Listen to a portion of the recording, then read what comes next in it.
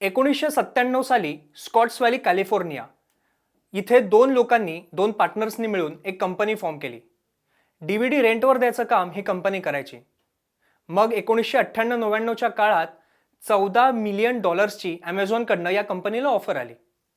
पण दोन्ही पार्टनर्सनी ही ऑफर स्वीकारली नाही आणि आपला बिझनेस सुरू ठेवला.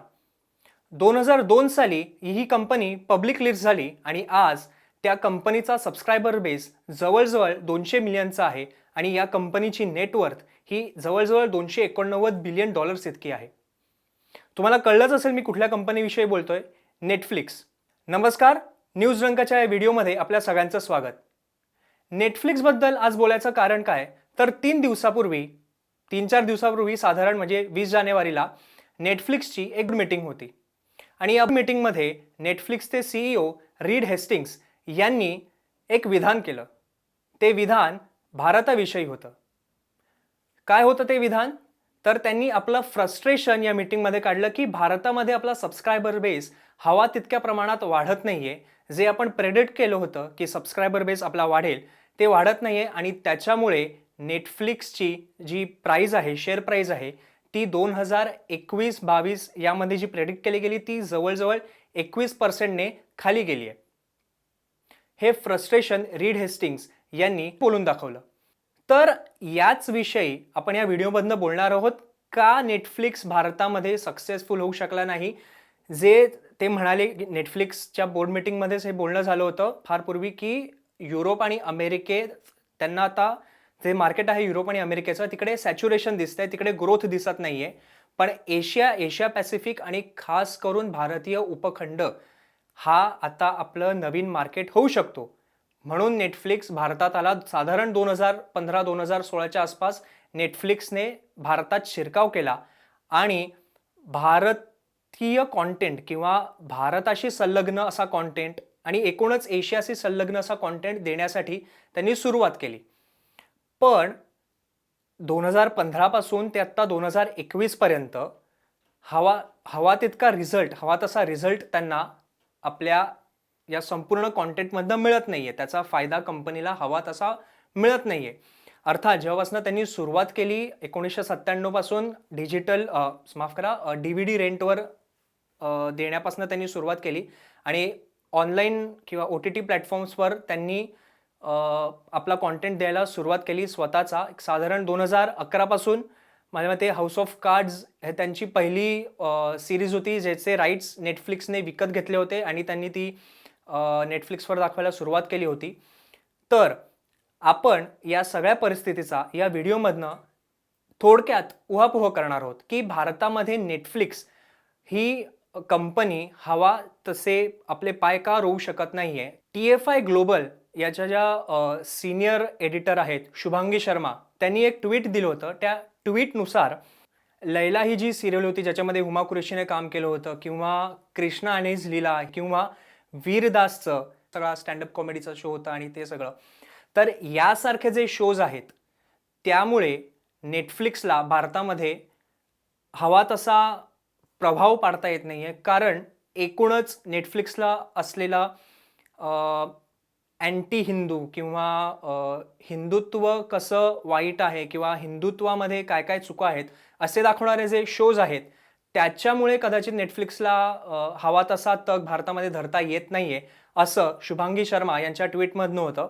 त्याचबरोबर इन्फोसिसचे डिरेक्टर राहिलेले मोहनदास पै यांनी एक ट्विट करून सांगितलं आणि त्यांचाही रोष त्याचवरती होता की अँटी हिंदू कॉन्टेंट जो नेटफ्लिक्सवर दाखवला जातो आणि एकूणच आपण बघतो की हिंदू सेंटिमेंट्स असतील किंवा हिंदुत्वाचे जे काही पैलू असतील ते भारतामध्ये गेल्या एक 4-5 वर्षामध्ये खूप अगदी पीकवरती आहेत.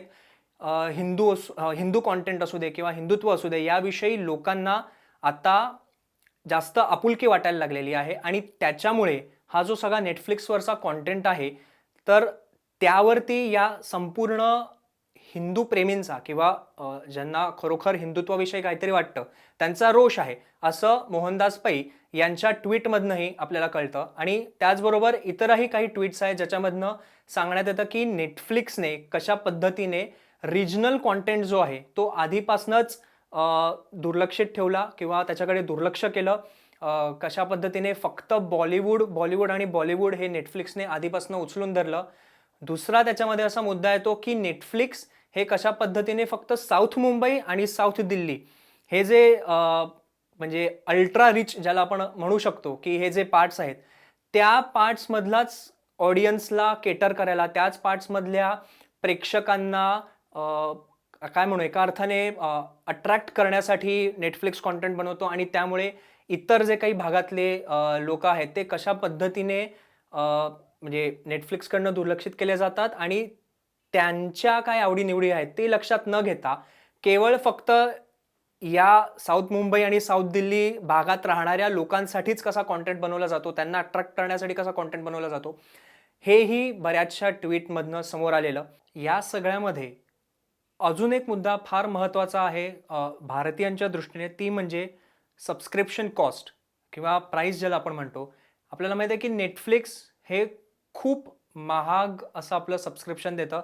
त्यांनी आत्ता आपल्या प्राइसेस कमी केल्यात, पण पूर्वीच्या पण जर त्यांचे प्राइसेस बघितल्या तर 199चा जो प्लॅन होता तो त्याच्यामध्ये आपण फक्त मोबाईलवर बघू शकायचो. 499च्या प्लॅनमध्ये अजून काही डिव्हायसेसवर बघू शकायचो. भलं फक्त डिव्हायसेस हा क्रायटेरिया नेटफ्लिक्समध्ये नाही आहे, तर पिक्चर क्वालिटी हा क्रायटेरियाही प्राईजनुसार नेटफ्लिक्समध्ये येतो. तर पूर्वीच्या प्राइसेस आणि आत्ताच्या प्राइसेस याचा जो चार्ट आहे तो तुम्ही आत्ता बघू शकत असाल. तर आत्ता जो पूर्वी जो 199चा प्लॅन होता तो आता त्यांनी 149ला दिलाय. जो 499चा होता तो 199ला दिलाय.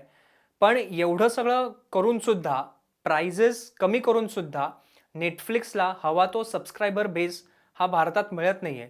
दुसरीकडे आपण ॲमेझॉन प्राईमचं जर बघितलं तर ॲमेझॉन प्राईमचा 999चा प्लॅन होता तो आता साधारण एक 1499च्या आसपास गेलेला आहे. पण तरी ॲमेझॉन प्राईमच्या सबस्क्रायबर बेसमध्ये तुम्हाला वाढ झालेलीच दिसते. त्याच्यामागचं असं एक कारण असू शकतं की ॲमेझॉन प्राईम हा ऑनलाईन व्हिडिओ कॉन्टेंट बरोबरच त्यांच्या काही ॲमेझॉन प्राईमच्या इतरही सर्व्हिसेस आहेत. म्हणजे तुम्हाला डिलिव्हरी त्याच्यात फास्ट मिळते. तुम्ही जर काही ऑर्डर केलं असेल तर ॲमेझॉन प्राईम म्युझिकचा ऑप्शन तुम्हाला मिळतो त्याच सबस्क्रिप्शनमध्ये. तर असं काही वेगळं आहे. आणि बरं, ही नेटफ्लिक्सने सबस्क्रिप्शन कॉस्ट कमी करून सुद्धा किती परिणाम होतो ते आपल्याला पाहावं लागेल. कारण इतरही म्हणजे जसं म्हटलं झी5 आहे किंवा मग आत्ता मराठीमधला प्लॅनेट मराठी आहे किंवा MX प्लेअर सारखा एक मोठा ब्रँड आहे जो फ्री कॉन्टेंट तर देतोच, त्याचनुसार त्याचीही जर तुम्ही सबस्क्रिप्शन कॉस्ट घेतली ती हार्डली 1-2 रुपये तुम्हाला पडते. तर MX प्लेअर सारखा मोठा एक रायवल आहे जो रिजनल कॉन्टेंट देतो, हिंदीमध्ये कॉन्टेंट देतो. त्यामुळे ऑल्ट बालाजी सारखा ब्रँड आहे. अर्थात ऑल्ट बालाजीबद्दल बोलणं हे पूर्ण वेगळं आहे, पण तरी तो एक OTT प्लॅटफॉर्म सुद्धा आहे. त्यामुळे नेटफ्लिक्सला प्राईज किंवा सबस्क्रिप्शन कॉस्ट हा जर क्रायटेरिया धरला तर त्याच्यामध्येही बरेचसे रायव्हल्स म्हणू आपण ते आहेत. तर ही कॉस्ट कमी करून नेटफ्लिक्सला किती फायदा होतो हेही आपल्याला पाहावं लागेल. रिजनल कॉन्टेंटचा जर विषय आपण ठरवायचा झाला तर म्हणजे लक्षात घ्यायचा झाला तर त्याच्यामध्ये डिझनी प्लस हॉटस्टार असेल, झी5 असेल किंवा ॲमेझॉन प्राईम असेल, हे तीनही जे नेटफ्लिक्सचे म्हणू आपण एका अर्थाने प्राईम रायव्हल्स आहेत भारतातले, ते खूप पुढे गेलेले आहेत. डिझनी प्लस हॉटस्टारकडे तर जवळजवळ 46 मिलियन सबस्क्रायबर बेस आहे. ॲमेझॉन प्राईमकडे साधारण 17-18 मिलियनच्या आसपास सबस्क्रायबर बेस आहे. तर हे दोन्हीही जे OTT प्लॅटफॉर्म्स आहेत त्यांच्याकडे भारतातलाच बेस हा नेटफ्लिक्सपेक्षा खूप आहे. नेटफ्लिक्सचा साधारण एक 6 मिलियन 7 मिलियनच्या आसपास भारतातला सबस्क्रायबर बेस आहे. तर नेटफ्लिक्स याच्यामध्ये या दोन्हीच्या तुलनेत खूप मागे पडलाय आणि त्याचं कारण तेच आहे की बराचसा रिजनल कॉन्टेंट हा नेटफ्लिक्सकडनं दुर्लक्षित केला जातो. काही ट्विट्समधनं असंही समोर आलं की जरी नेटफ्लिक्स आता हळूहळू रिजनल कॉन्टेंटकडे लक्ष द्यायला लागलाय, तरीही नेटफ्लिक्स जे चेहरे वापरतो तेही बॉलिवूडमधनं आलेले असतात किंवा एक साधारण त्यांना एक काय म्हणू आपण त्याला फेम आलेला असतो, ते फेमस झालेले असतात. अशाच पद्धतीचे लोक ते रिजनल कॉन्टेंटमध्ये वापरतात, जे की Amazon prime, Disney plus Hotstar किंवा झी5 करत नाही. ते रिजनल कॅरेक्टर्स किंवा रिजनल आर्टिस्टच रिजनल कॉन्टेंटमध्ये घेतात. तर हाही एक मुद्दा असू शकतो नेटफ्लिक्सचं भारतामध्ये जे काही त्यांना अपेक्षित रिझल्ट मिळत नाहीये त्याचं कारणही असू शकतं.